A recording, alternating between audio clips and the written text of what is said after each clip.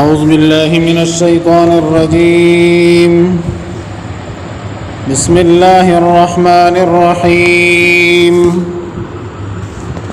ولنبلونكم بشيء من الخوف والجوع ونقص من الأموال والأنفس والثمرات وبشر الصابرين الذين إذا أصابتهم مصيبة قالوا إنا لله وإنا إليه راجعون أولئك عليهم صلوات من ربهم ورحمة وأولئك هم المهتدون. ارشی آیت کہ اللہ رب العزت مومنان و مسلمانان تا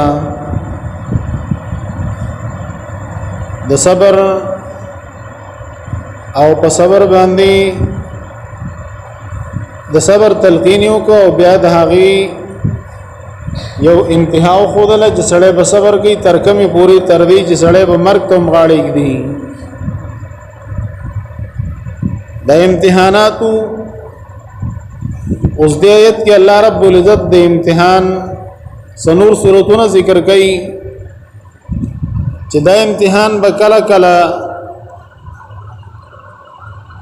د یری په شکل کې وي، کله د لوګي په شکل کې او کله د مال د کمیدو په شکل کې.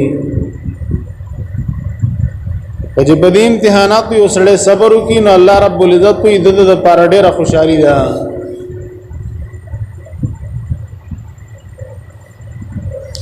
مدې کې د امتحان صورتونه ذکر کړي او په هغه د صبر نتیجه او د هغه فائدہ ذکر کړي چې دغه انسان د الله رب العزت په نيز باندې معظم او مکرم ګرځي.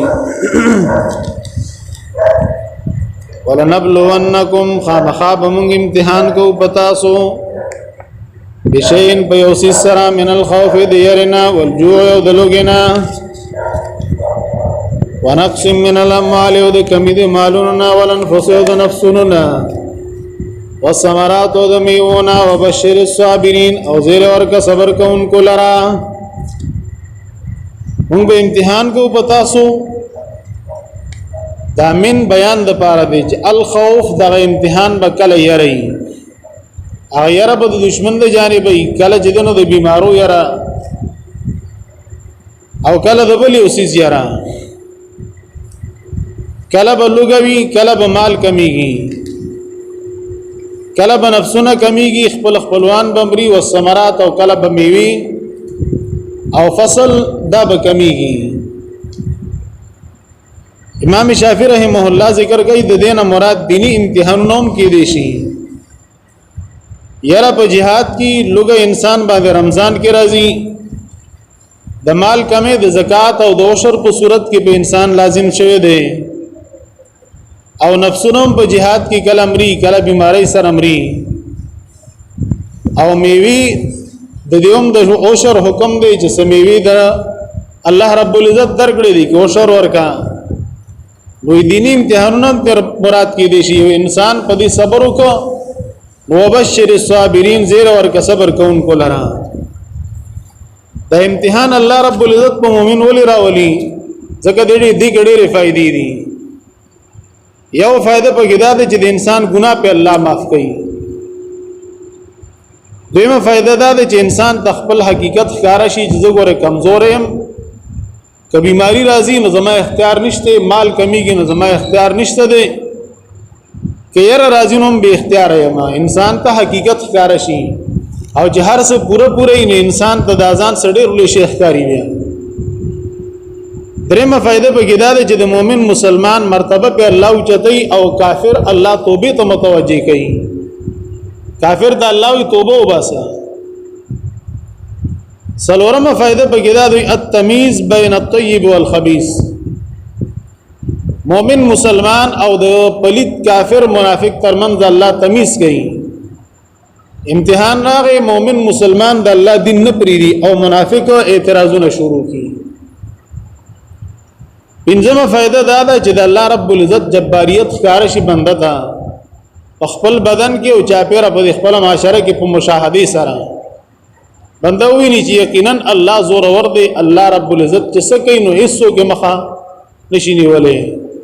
لکه د لږ وخت مخکې هغه د سیلاب دا امتحان و نو چای مخه ونیوله. شپږمه فائدہ پکې د انسان کمزوري ښکار شي چې انسان عاجز دی. اومه فائدہ د امتحان دا ده چې انسان الله ته متوجي شي. اتمه فائدہ دا ده چې چا ګناه کړي هغه ته معافي کول. سمانا ده پتا امتحان راغی دا د ګناه د وجه ناراضي نه دا تکلیف دی. چا ګناه کړي دا نو تم ته معافي وکړه. ستا ګناه کړي دا ستا غلطي کړي دا تم ته معافي وکړه. ځکه دا ټول انسانان الله ته محتاج دي. نهمه فائدہ پکې دا ده چې په مصیبت باندې د صبر کولو اجر انسان ته ملو شي. مصیبت باندې چې د صبر وکړي په دې باندې اجر ملو شي. دغه حدیث کې راځي کله به انسان په نیک عمل باندې یو مقام نشي حاصلوله په دې الله امتحان راولي. یو حدیث دا څنګه من یرید الله به خیرا یصب. چا سره جلا د خیر اراده وکړي نو په دې تکلیف راولي، پریشانی پر راولي، امتحان پر راولي. ندی کې الله اجر ورکړي. بل لسمه فائدہ دا ده چې په مصیبت زده خلکو د انسان د رحم کولو جذبه پیدا شي. یو تکلیف تا باندې راغی نو سبا چې دا په بل راغی پتا دیر شه په بل راغی نو تبه هغه سره امداد وکي، تعاون وکي، توجه بده دی چې د سره تعاون وکم. او بل فائدہ دا ده چې انسان سره د عافیت او د صحت قدر پیدا شي. بیماری رااله نو د صحت قدر بدل شي. سبل سے امتحان راغی مثال په تور یار رااله نو د عافیت تا ته پته لګي چې عافیت څه ته وي، بچاو څه ته وي، د دې قدر بدل شي. اګه دې کوم خلکو چې کورونه ضایع شو یا چا باندې د دشمن امتحان راشي یا افغانستان کې چې کوم امتحان په خلکو راغله هجرتونه کړی دي نو د عافیت قدر انسان ته راشي او دا ډېر لوی نعمت دی. نبی علیہ الصلوۃ والسلام په دعاګانو کې اللهم انی اسألک العفو والعافیة فی الدنیا والآخرة. الله دنیا او آخرت کې عافیت غواړم. د امتحان دا فواید دي. بل فائدہ پکې دا ده چې دې کې کله کله امتحان کې به ظاهری فائدہ نه پټي فائدې و بغډېر پرتی هغه برسو سرګندېږي. لکه د ابراهیم علیه السلام بیبي او ساره رضی الله عنها وسره روانه او په لار باندې ظالم جابر سړیو هغه نیولا. داغه طریقه دا چې زنانه بچا سره ابي نیولا.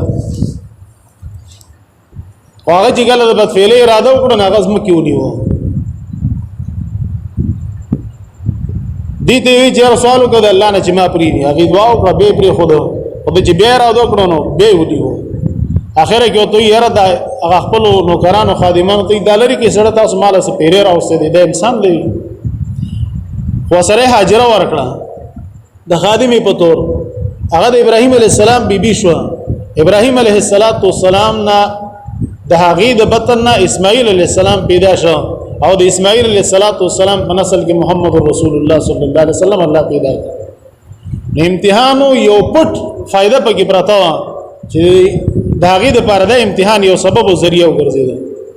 یوسف علیه السلام باندې الله امتحانات راوستل. پلار نه جدا شو، کوی ته وګرځید، بل ملک تلړ.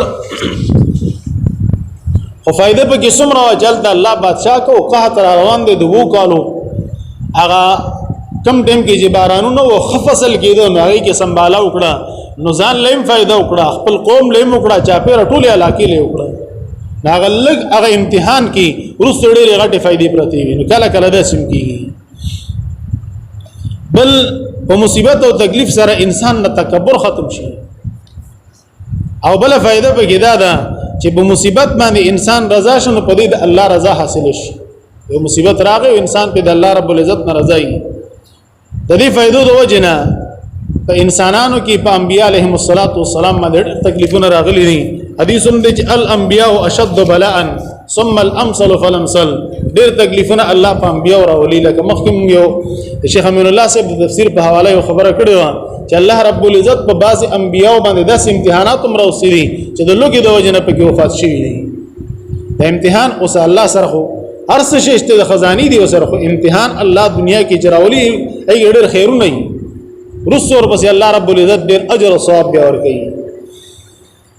ولنبلونکم خامخاب من امتحان کو بتاسو بشین پیوسی سره من الخوف دیرنا والجوع دلوگنا ونقص من الاموال د کمی د مالوننا ولنفس د نفسنا والثمرات د میونا وبشر الصابرین زیر ورکا صبر کونکو لرا صبر کونکی سوک دی الذین کسان اذا اصابتهم مصیبت کلچ ورسیدیت مصیبت قالوا ندی وی انا للہ و انا الیہ راجعون یقینا من دا اللہ یو من دی اللہ تو واپس کی دن کیو دا پخلوم وی دا یقیدو می تکلیف راغی مثال پلار مړ شو رور مړ شو خزمړه شو نو دیسوی انا للہ من طول دا اللہ یو زم دا اللہ دا بچیم دا اللہ دی دا طول مخلوق دا اللہ دی و انا الیہ راجعون من دی اللہ تو واپس کی دن کیو ایو حدیث کے رضی جدی سر بندے یو جملہ بلو ہوئی انا یو غم راغی یو تکلیف راغی مثال یو رشتہ دار وفات شو انا للہ و انا الیہ راجعون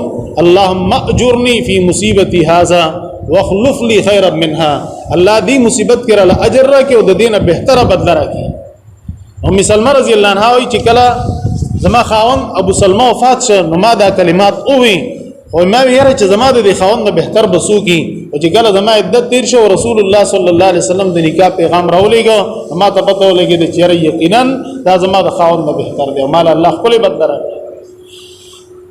نه دا بخلو ویلم دی خدای دی عقیده هم ساتل نی علما ذکر کوي د دې بخلو سنت دی مستحب دی عقیده ساتل فرض دی موږ ټول د الله یو دې کې دې خبره ته اشاره ده چې دا انسان به د الله په فیصله راځي انا لله یقینا من د الله یو هم د الله توبس کیږو نو چې کله د تکلیف دوران کې انسان صبر کوي الله سوئی اولئک دا کسان علیهم صلوات پدې دې شاباسه آفرین صلوات رحمت تو خو رحمت اور بصیر ذکر دے د دې وجه علماء د ذکر د صلات معنا کی ثنا تعریف اولئک دا کسان علیهم پدې باندې صلوات تعریفونه دي یعنی د دې تعریف کوي پښتو کې دا غینا تعبیر کیږي آفرین او پشاباسی سره اولئک دا کسان علیهم پدې باندې صلوات شاباسه دي او آفرین دي من ربهم طرف رب ددینا ورحمت و مهربانی دا یعنی اللہ رب العزت پہ آفرین ہوئی اللہ پہ شاباسے ہوئی اللہ پہ رحمت کی